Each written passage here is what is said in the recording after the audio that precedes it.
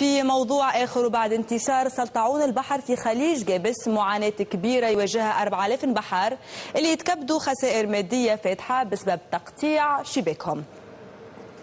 سلطعون البحر أو داعش كما يلقبوه أغلب البحارة في خليج جابس. سرطان البحر هو كائن بحري يقوم بتقطيع شباك البحارة أثناء عملية الصيد وإتلاف المحصول السمكي، فمست كافة العاملين بالقطاع، خاصة وأنه يشغل أكثر من 4000 شخص في جابس، ما أحدث لهم ضرر بصفة مباشرة وخلاهم يعيشوا في حالة كبيرة من المعاناة، جعلت بعضهم يفكروا جديا في التخلي عن هذه المهنة وبيع سفنهم، خاصة وأنه إقطارا مع تلوث المياه الناتج عن فوسفوجيبس الصناعي المفرز في البحر. العقرب اف بدتها من البر كله دحساتها هنا، كل بر كل داخل الواحد.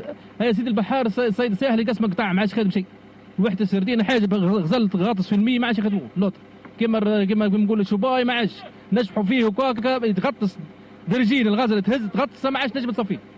هي الغزل تو باش ترمي غزل ما عادش نجم تهز من الشباي، من الغزل الشباي نقولوا مش يرميه في البحر ما عادش نجم تهز، يتقطع وتشك من الغزل ما عادش نجم تهز، ما عادش نجم تصفيها، ما عادش نجم تصفي تو الحوت هذيك سمع لازم تخدم حتى حرير واحد تعرف تلقى شطار كل الحوت كل مقسومه شطار ما عادش نجموا نخدموا. شوف البحر هكا تو هذا بحر تو وين الفلاك فيه وين الفلاك ما فماش حتى فلوس براسك، والسبب هو الداعش هذه البحاره وقفت الاكتيفيتي في غنوش وقفت النشاط ما عادش فما نشاط تاع صيد بحري، بحكم ان البحار قبل كي يبدا طقس بها في الوقت هذا تلقى الناس الكل بفلاكها تجري تسترزق، اليوم فلاك ما ثمش البحر الناس الكل راقده. هالكائن البحري يمثل خطوره كبيره على المحصول السمكي بالجهه ويستوجب حلول جذريه وعاجله، اما عبر القضاء عليه وابادته بطريقه او بمحاوله استغلاله وتصديره على حد تعبيرهم. في الشأن